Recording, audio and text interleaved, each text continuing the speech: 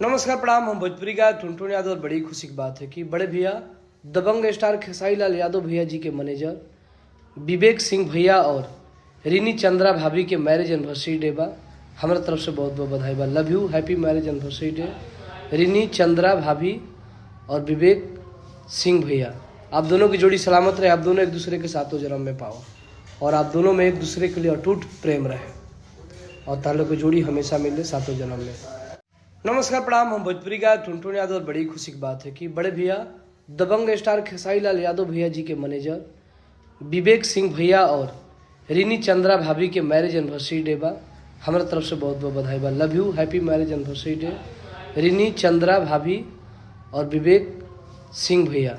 आप दोनों की जोड़ी सलामत रहे, आप दोनों एक दूसरे के सातों जन्म में पाओ और आप दोनों में एक दूसरे के लिए अटूट प्रेम रहे और तालों की जोड़ी हमेशा मिले सातों जन्म में।